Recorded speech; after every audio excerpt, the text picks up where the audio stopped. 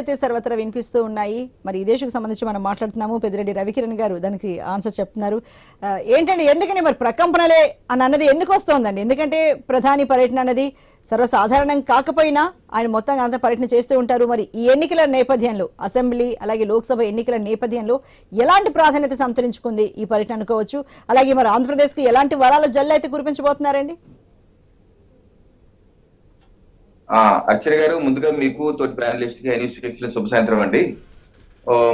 అసలు ఇప్పుడే ఇంకా ఎన్నికల యొక్క నోటిఫికేషన్ రాకముందు కూడా ఇప్పుడు వరకు కూడా ప్రధానమంత్రి నరేంద్ర మోడీకి అనేకమైనటువంటి అభివృద్ధి సంక్షేమ కార్యక్రమాలు ఆంధ్రప్రదేశ్ రాష్ట్రానికి సంబంధించి కొన్ని జాతికి అంకితం చేశారు. కొన్ని ప్రారంభోత్సవం కూడా భూమి పూజ కూడా చేయడం జరిగింది. నిన్న సుమారుగా 6,000 కోట్లతో నిర్మాణమైనటువంటి జాతీయ రహదారులు కూడా జాతికి అంకితం చేశారు. అలాగే భూమి పూజ ఒక కీలకమైనటువంటి జాతీయ రహదారి విజయవాడ అంటే అమరావతిని కనెక్ట్ చేస్తూ విజయవాడ, కడప, బెంగళూరు ఈ 6 వరుసల ఎక్స్ప్రెస్ హైవే 15,000 కోట్ల రూపాయలతో చేయబోతున్నారు. ఇది బెంగళూరు యొక్క దూరం విజయవాడకి కేవలం 350 కిలోమీటర్లే. 350కి చాలా తక్కువ డిస్టెన్స్ అవ్వబోతుంది. ఇది 15,000 కోట్లతో నిర్మాణానికి భూమి పూజ చేశారు. సో ఈ రోజు కూడా అనేకమైన రైల్వే స్టేషన్ పునర్నిర్మాణం, అలాగే ప్రతి రైల్వే స్టేషన్ లో కూడా వన్ స్టేషన్ వన్ ప్రోడక్ట్ సంబంధించి అక్కడ ప్రతి స్టేషన్ లోనూ ఒక లోకల్ గా ఏదైతే మన ఏ రైల్వే స్టేషన్ తో ఆ యొక్క ప్రాంతాల్లో ఉత్పత్తి చేస్తున్నటువంటి ప్రొడక్ట్స్ దానిలో పెట్టే విధంగా.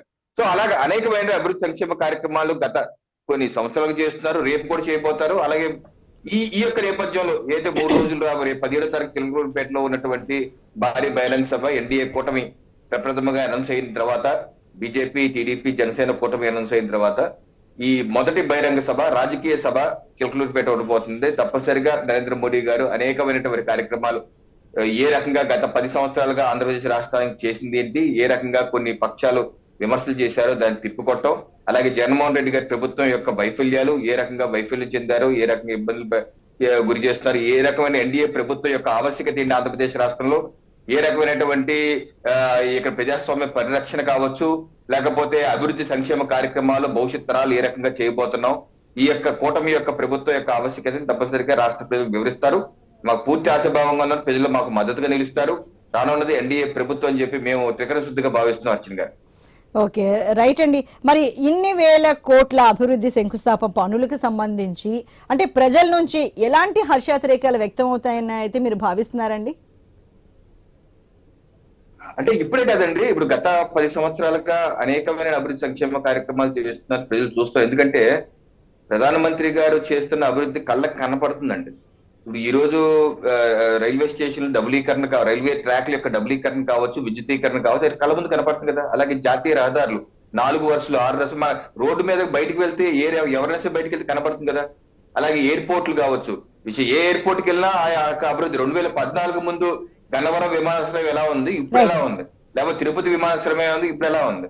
సో అలాగే జాతీయ విద్యా సంస్థలు కూడా మీరు ఏ జిల్లాకి వెళ్ళినా కనపడుతుందండి. అర్చన గారు, మీరు కాకినాడ జిల్లాకి రండి, మా ఇంటి పక్కనే Indian institute of foreign trade, ఒక జాతీయ స్థాయి. ఇది కేవలం ఇప్పుడు వరకు దేశంలో 2 చోట్ల ఉంది.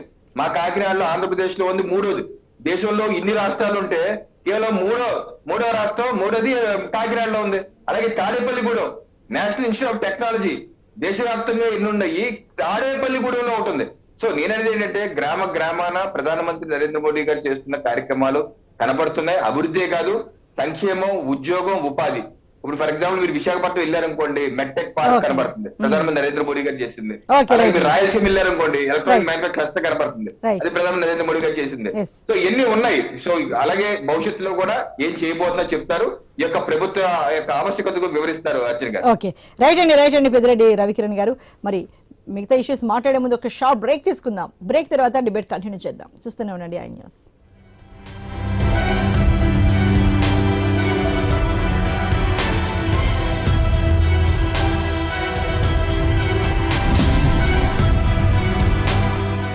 సమావేశమైన సమయంలో రాపాక చేసిన కామెంట్స్ అయితే కలకలాన్ని రేపాయి. మరి